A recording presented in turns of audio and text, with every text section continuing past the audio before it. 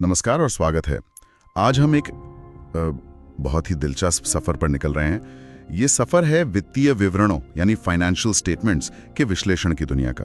अक्सर हमें लगता है कि ये सिर्फ नंबरों के पन्ने हैं, है ना? हाँ बिल्कुल, बहुत से लोग ऐसा ही सोचते हैं। लेकिन सच तो ये है कि ये किसी भी कंपनी की कहानी बताते हैं।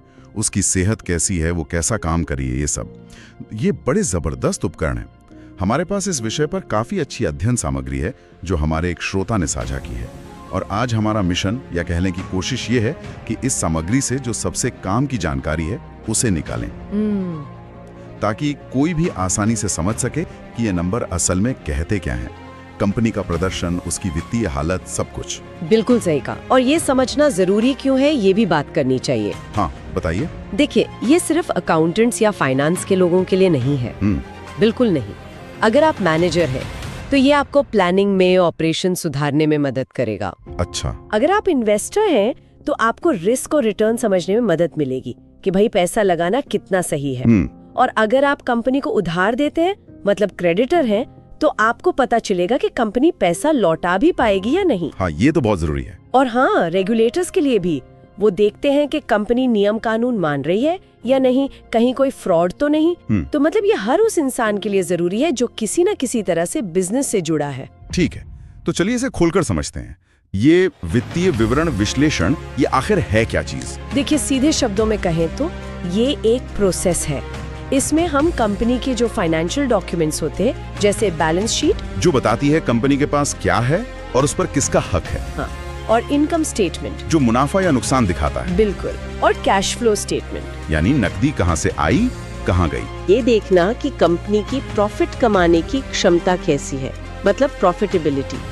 उसके पास रोजमर्रा के खर्चों के लिए कैश है या नहीं, मतलब लिक्विडिटी। अच्छा। वो अपने लंबे समय के कर्ज चुका पाएगी या नहीं, यानी सॉल्वेंसी। और वो अपने साधनों का, अपने रिसोर्सेज का कितना अच्छा इस्तेमाल कर रही है, यानी ऑपरेशनल एफिशिएंसी। इन सबको आंकना। समझ गया। तो हमारी जो अध्ययन सामग्री है उसमें रेशियो एनालिसिस यानी अनुपात विश्लेषण पर काफी जोर है।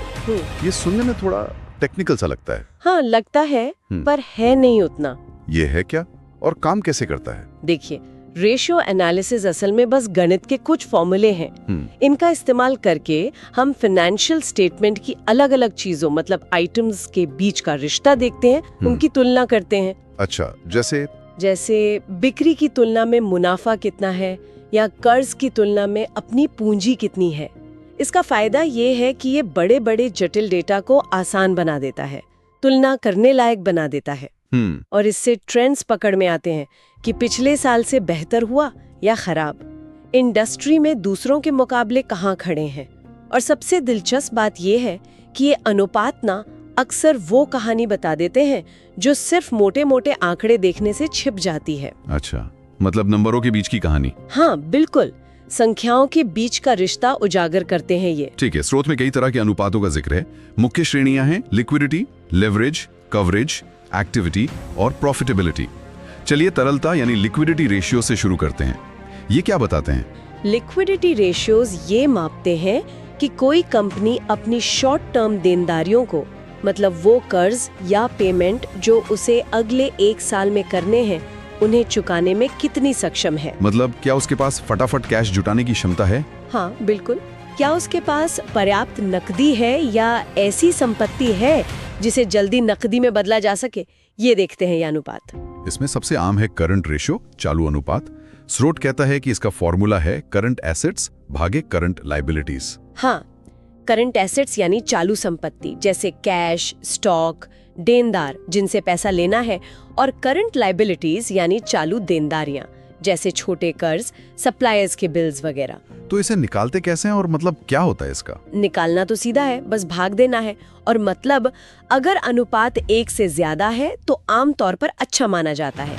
जैसे मान लीजिए अनुपात 1.5 आया, इसका मतलब है कि कंपनी के पास हर 1 रुपए की शॉर्ट टर्म देनदारी के लिए 1 रुपए 50 पैसे की चालू संपत्ति है। अच्छा, तो एक तरह का सेफ्टी कुशन है ये। हाँ कह सकते हैं, एक सुरक्षा कवच जैसा। लेकिन क्या ज्यादा करंट रेशियो हमेशा ही अच्छा होता है? मान लीजिए किसी का 3 या 4 आ जाए। ये बहुत अच्छा सवाल पूछा आपने।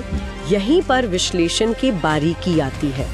बहुत ज्यादा करंट रेशियो, जैसे आपने कहा 3 या 4, वो असल में इनएफिशिएंसी का संकेत हो सकता है। एफिशिएंसी वो कैसे? हो सकता है कंपनी के पास जरूरत से ज्यादा कैश पड़ा हो, जिससे वो कहीं इन्वेस्ट करके ज्यादा कमा सकती थी, या हो सकता है उसका स्टॉक बिक ही नहीं रहा, बस पड़ा हुआ है। तो ज्यादा होना भी ठीक नहीं। हमेशा नहीं। इसलिए सिर्फ अनुपात का नंबर देखना काफी नहीं होता, उसे कंपनी के पिछले प्रदर्शन से और उसी इंडस्ट्री की दूसरी कंपनियों से तुलना करके देखना पड़ता है। समझ गया। स्रोत में एक और अनुपात है, क्विक रेशो, त्वरित अनुपात। इसे एसिड टेस्ट रेशो भी कहते हैं। इसका फॉर्मूला है current assets minus inventory upon current liabilities. इसमें से इन्वेंट्री क्यों घटा देते हैं? देखिए, इसे लिक्विडिटी का और भी सख्त पैमाना माना जाता है। एसिड टेस्ट नाम इसीलिए पड़ा शायद। इन्वेंट्री यानी जो माल बिकने के लिए रखा है, वो चालू संपत्ति तो है, हाँ, देनदारियां चुका सकती है या नहीं। यहाँ भी 1 या उससे ज्यादा का अनुपात अच्छा माना जाता है। ये दिखाता है कि कंपनी के पास काफी क्विक एसेट्स हैं। ठीक है, तो लिक्विडिटी रेशियो समझ आ गया जी। अब बात करते हैं लेवरेज रेशियोज की, उत्तोलन अनुपात। यहाँ मामला थोड़ा पेचीदा हो जाता है ना, क्योंकि ये सीधे सीधे कंपनी के फाइनेंशियल रिस्क से जुड़ा है। बिल्कुल। लेवरेज रेशियोज ये बताते हैं कि कंपनी अपने कारोबार के लिए कर्ज पर, डेट पर कितनी निर्भर है, अपनी पूंजी यानी इक्विटी की तुलना में। ज्यादा कर्ज मतलब ज्यादा रिस्क? आमतौर पर हाँ, क्योंकि ज्यादा कर्ज मतलब ज्यादा ब्याज चुकाना पड़ेगा, और अगर कभी बिजनेस मंदा हुआ तो कंपनी मुश्किल में पड़ सकती है, दिवालिया होने का खतरा बढ़ जाता है। इसमें सबसे ज्यादा चर्चा होती है डेट टू इक्विटी रेशियो की, ऋण से इक्विटी अनुपात। स्रोत के मुताबिक इसे टोटल डेट को शेयर होल्डर्स इक्विटी से भाग देकर निकालते हैं। हाँ, ये अनुपात सीधा सीधा बताता है कि मालिकों के लगाए हर रुपए के मुकाबले कंपनी ने बाहर से कितना कर्ज उठा रखा है। मिसाल के तौर पर, अगर अनुपात 1 है तो मतलब कर्ज और इक्विटी बराबर है, अगर 2 है तो कर्ज इक्विटी से 2 गुना है। तो ज्यादा अनुपात मतलब ज्यादा खतरा? हाँ, सामान्यतः यही माना जाता है, पर यहाँ भी एक मजेदार बात है। क्या? बहुत कम अनुपात, मान लीजिए लगभग 0, वो भी हमेशा सबसे अच्छा नहीं होता है। कम कर्ज को अच्छी बात होनी चाहिए, इसमें क्या पेच है? पेच ये है कि अगर कोई कंपनी बिल्कुल कर्ज नहीं ले रही तो हो सकता है वो ग्रोथ के अच्छे मौकों को छोड़ रही हो। कर्ज अगर सही तरीके से इस्तेमाल किया जाए तो वो इक्विटी पर मिलने वाले रिटर्न को बढ़ा सकता है। इसे फाइनेंशियल लेवरेज कहते हैं।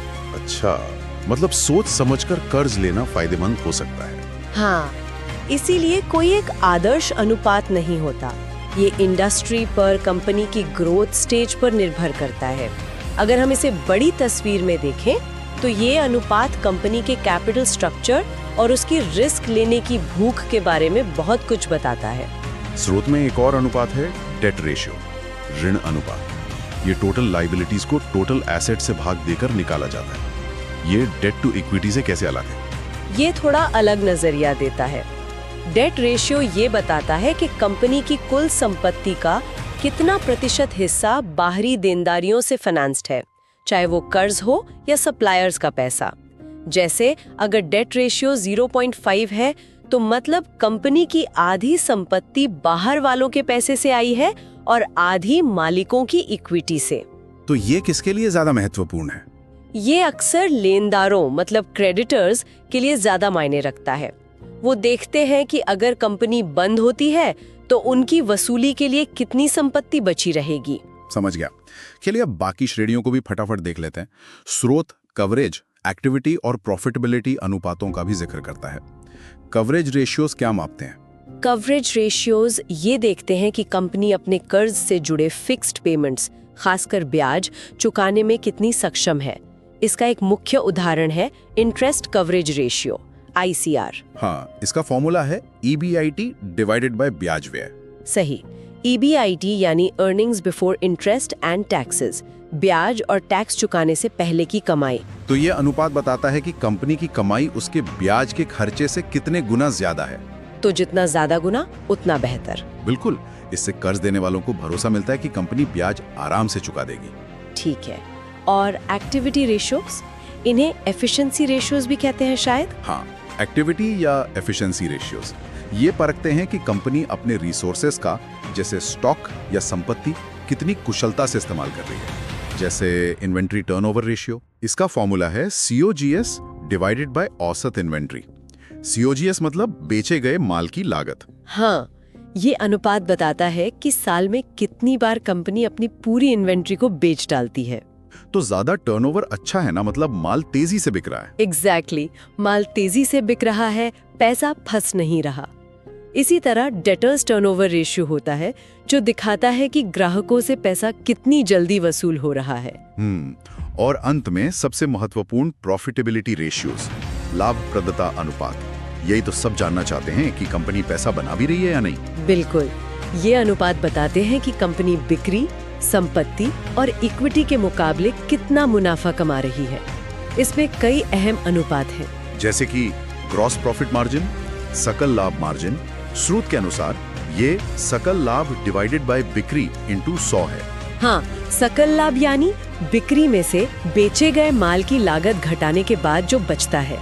ये मार्जिन दिखाता है कि कंपनी अपने प्रोडक्ट या सर्विस को बनाने या खरीदने की लागत पर कितना कमा रही है। तो ऊंचा मार्जिन मतलब बेहतर लागत नियंत्रण या बेहतर कीमत? हाँ, या दोनों। ये प्रोडक्शन और प्राइसिंग की एफिशिएंसी बताता है। फिर आता है नेट प्रॉफिट मार्जिन, शुद्ध लाभ मार्जिन। फॉर्मूला शुद्ध लाभ बटे बिक्री गुणा 100। शुद्ध लाभ मतलब सारे खर्चे घटाने के बाद। सही, सारे खर्चे, ऑपरेटिंग, ब्याज, टैक्स, सब कुछ। ये कंपनी की ओवरऑल प्रॉफिटेबिलिटी का सबसे क्लियर इंडिकेटर है। ये बताता है कि बिक्री के हर रुपए में से आखिरकार कितना मुनाफा कंपनी के पास बचता है। इसमें कंपनी की पूरी ऑपरेशनल और फाइनेंशियल एफिशिएंसी झलकती है। स्रोत 2 और प्रमुख लाभप्रदता अनुपातों पर जोर देता है। पहला, रिटर्न ऑन एसेट्स ROA, संपत्ति पर रिटर्न। फॉर्मूला शुद्ध आय बटे कुल संपत्ति गुणा 100।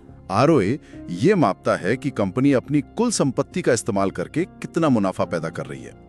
ये मैनेजमेंट की एफिशिएंसी का एक बड़ा पैमाना है कि वो उपलब्ध साधनों से कितना अच्छा रिटर्न निकाल पा रहे हैं। और दूसरा, return on equity ROE, equity पर रिटर्न। फॉर्मूला शुद्ध आय बटे शेयर धारकों की इक्विटी इंटू 100।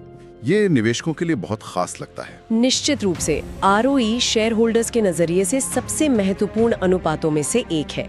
ये दिखाता है कि मालिकों के निवेश किए गए पैसे पर कंपनी कितना रिटर्न कमा रही है। तो जितना ज्यादा ROE उतना अच्छा। आम तौर पर हाँ, क्योंकि ये शेयर होल्डर्स के लिए ज्यादा वैल्यू बनाने का संकेत है। लेकिन यहाँ भी एक ध्यान रखने वाली बात है। क्या? कभी कभी ज्यादा कर्ज लेने से भी ROE बढ़ जाता है, भले ही कंपनी का ओवरऑल परफॉर्मेंस उतना अच्छा ना हो। ओह, तो इसे अकेले नहीं देखना चाहिए? बिल्कुल नहीं, इसे हमेशा डेट टू इक्विटी रेशियो के साथ मिलाकर देखना चाहिए ताकि पूरी तस्वीर समझ आए। ये तो हुई अनुपातों की बात, लेकिन जैसा आपने शुरू में कहा था, अकेले अनुपात ज्यादा कुछ नहीं बताते। कॉन्टेक्स्ट, संदर्भ बहुत जरूरी है। स्रोत कंपैरेटिव एनालिसिस यानी तुलनात्मक विश्लेषण की बात करता है।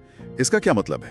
इसका मतलब है कि आप किसी एक नंबर या अनुपात को अकेले में नहीं देखते, आप उसकी तुलना करते हैं।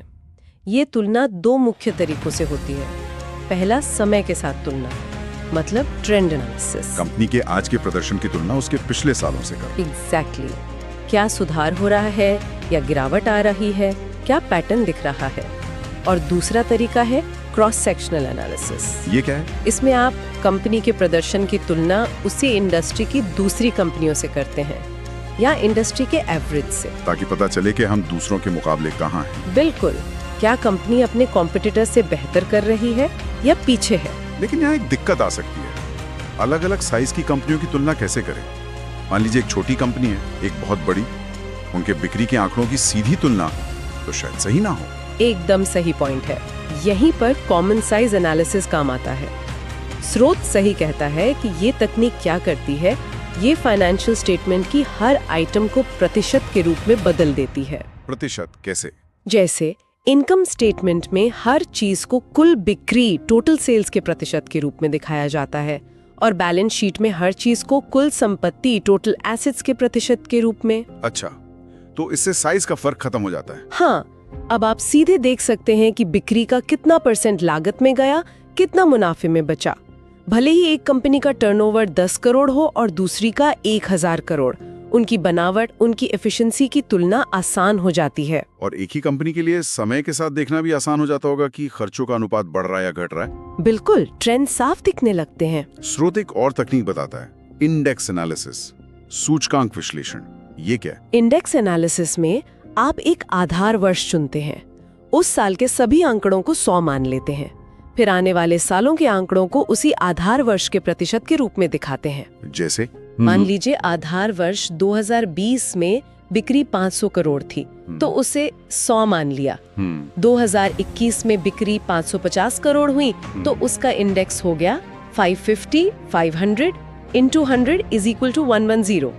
2022 में 625 करोड़ हुई, तो index 625, 500 into 100 is equal to 125। अच्छा, तो ये समय के साथ बदलाव को ट्रैक करने का एक और तरीका है प्रतिशत में। हाँ, ये खास तौर पर लंबी अवधि में ट्रेंड्स देखने के लिए बहुत अच्छा है। आप आसानी से देख सकते हैं कि बिक्री, संपत्ति या मुनाफा, कौन सी चीज दूसरों की तुलना में ज्यादा तेजी से बढ़ रही है या घट रही है। ये ग्रोथ पैटर्न समझने में मदद करता है। ठीक है, प्रॉफिटेबिलिटी जरूरी है, अनुपात भी अहम है, तुलना भी जरूरी है। लेकिन एक बात अक्सर कही जाती है, कैश इज किंग। नकदी का क्या महत्व है? स्रोत स्टेटमेंट ऑफ कैश फ्लोज नकदी प्रवाह विवरण पर भी रोशनी डालता है। हाँ, और ये बेहद बेहद महत्वपूर्ण है। देखिए क्यों। इनकम स्टेटमेंट आपको दिखा सकता है कि कंपनी ने मुनाफा कमाया, हाँ। लेकिन वो मुनाफा हमेशा जेब में आई नकदी के बराबर नहीं होता। ऐसा क्यों? कई कारण हो सकते हैं। हो सकता है बिक्री उधार पे हुई हो, पैसा अभी आया नहीं, हाँ। या कंपनी ने कोई बड़ी मशीन खरीद ली, कैश तो चला गया, पर इनकम स्टेटमेंट में वो खर्चा धीरे धीरे डेप्रिसिएशन के रूप में दिखेगा। अच्छा, तो कैश फ्लो स्टेटमेंट ये दिखाता है कि एक निश्चित समय में असल में कितना कैश आया और कितना गया, कैश का आना जाना। स्रोत बताता है। जी, इसे 3 गतिविधियों में बांटा जाता है। हाँ, और ये समझना बहुत जरूरी है कि कैश कहाँ से आ रहा है, कहाँ जा रहा है। 3 मुख्य स्रोत है। पहला, ऑपरेटिंग एक्टिविटीज, परिचालन गतिविधियाँ। ये कंपनी के मेन बिजनेस से जुड़ा कैश है। हाँ, रोजमर्रा का कारोबार, माल बेचने से पैसा आया, सप्लायर्स को पेमेंट किया, कर्मचारियों को सैलरी दी, टैक्स भरा, ये सब। एक स्वस्थ कंपनी के लिए यहाँ से कैश आना मतलब पॉजिटिव कैश फ्लो होना बहुत जरूरी है। दूसरा है इन्वेस्टिंग एक्टिविटीज, निवेश गतिविधियाँ। इसमें लंबी अवधि की संपत्ति खरीदने या बेचने से जुड़ा कैश फ्लो आता है। जैसे मशीनरी खरीदी, बिल्डिंग खरीदी, कैश गया। पुरानी संपत्ति बेची, कैश आया। कहीं और इन्वेस्ट किया या इन्वेस्टमेंट बेचा। ठीक है। और तीसरा है फाइनेंसिंग एक्टिविटीज, वित्त पोषण गतिविधियां। ये दिखाता है कि कंपनी पैसा कैसे जुटाती है और कैसे वापस करती है। जैसे कर्ज लिया, कैश आया, कर्ज चुकाया, कैश गया, नए शेयर जारी किए, कैश आया, शेयर वापस खरीदे, कैश गया, डिविडेंड बांटा, कैश गया, ये सब। स्रोत में इनडायरेक्ट मेथड का भी उल्लेख है कैश फ्लो स्टेटमेंट बनाने के लिए। ये क्या चीज है? हाँ, ये ऑपरेटिंग एक्टिविटीज से कैश फ्लो निकालने का सबसे आम तरीका है। इसमें हम इनकम स्टेटमेंट के नेट प्रॉफिट से शुरुआत करते हैं, फिर इसमें उन खर्चों को वापस जोड़ देते हैं जिनमें असल में कैश नहीं गया था, जैसे डिप्रिसिएशन या एमोर्टाइजेशन। अच्छा, क्योंकि प्रॉफिट निकालते समय ये घटाए गए थे, पर कैश तो गया नहीं था। बिल्कुल। और फिर करंट एसेट्स और करंट लायबिलिटीज में जो बदलाव हुए हैं, उनका एडजस्टमेंट करते हैं। ये समझना थोड़ा तकनीकी लग सकता है, पर इसका मेन उद्देश्य यही दिखाना है कि कागज पर दिखने वाला मुनाफा और असल में हाथ में आए कैश में क्या फर्क है और क्यों है। तो ये सब जानने के बाद इन सभी विश्लेषणों का, अनुपातों का, कैश फ्लो का व्यवहारिक उपयोग क्या है? कोई इस जानकारी का क्या करे? देखिए, ये सिर्फ नंबर निकालने का खेल नहीं है। असली मकसद है इन टूल्स का इस्तेमाल करके बेहतर फैसले लेना। स्रोत भी यही इशारा करता है। आप किसी कंपनी का असली डेटा लें, ये अनुपात, current ratio, debt to equity, ROE, net margin खुद कैलकुलेट करें। अच्छा। कॉमन साइज और इंडेक्स एनालिसिस करके देखें, कैश फ्लो को समझें। लेकिन सबसे अहम कदम है इन नतीजों का मतलब निकालना, इंटरप्रिटेशन। कि ये नंबर अच्छे हैं या बुरे, क्यों? हाँ, क्या ट्रेंड दिख रहा है, क्या चिंता की बात है, क्या अच्छा हो रहा है, और इस जानकारी के आधार पर फैसला लें। क्या इस कंपनी में निवेश करना चाहिए, क्या इसे उधार देना सुरक्षित है, या अगर आप कंपनी में है तो रणनीति में क्या बदलाव लाना चाहिए। तो कुल मिलाकर निष्कर्ष ये है कि ये जो अध्ययन सामग्री है ये किसी को भी फाइनेंशियल डेटा को सिर्फ नंबरों के ढेर से बदलकर एक्शन लेने लायक जानकारी, एक्शनेबल इंसाइट्स में बदलने की ताकत देती है। ये संख्याओं के पीछे छिपी कहानी को पढ़ने जैसा है। बिल्कुल सही कहा। Ratio analysis, comparative techniques, cash flow की समझ, इन पर महारत हासिल करके कोई भी व्यक्ति किसी बिजनेस की वित्तीय सेहत और प्रदर्शन का कहीं ज्यादा आत्मविश्वास से मूल्यांकन कर सकता है। ये स्किल्स आज के दौर में मैनेजर्स, इन्वेस्टर्स, क्रेडिटर्स, रेगुलेटर्स सबके लिए अनिवार्य है। तो आज हमने वित्तीय विवरण विश्लेषण की बुनियादी बातों को समझा, अलग अलग अनुपातों के मतलब से लेकर तुलना के तरीकों और नकदी के महत्व तक। ये वाकई किसी कंपनी की कहानी को उसकी बैलेंस शीट और इनकम स्टेटमेंट के जरिए समझने जैसा है। हाँ, ये विश्लेषण एक बहुत शक्तिशाली लेंस है, इसमें कोई शक नहीं।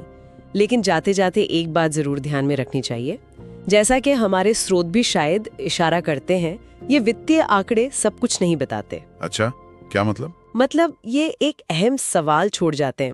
ये नंबर किसी कंपनी की भविष्य की क्षमता के बारे में क्या नहीं बता सकते।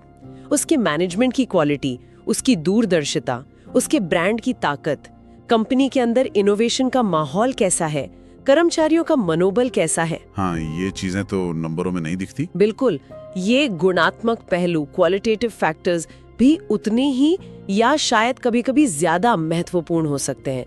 इसलिए जब भी इन विश्लेषण उपकरणों का इस्तेमाल करें तो हमेशा पूरी तस्वीर देखने की कोशिश करनी चाहिए। संख्याएं भी देखें और संख्याओं के परे की कहानी भी समझने की कोशिश करें।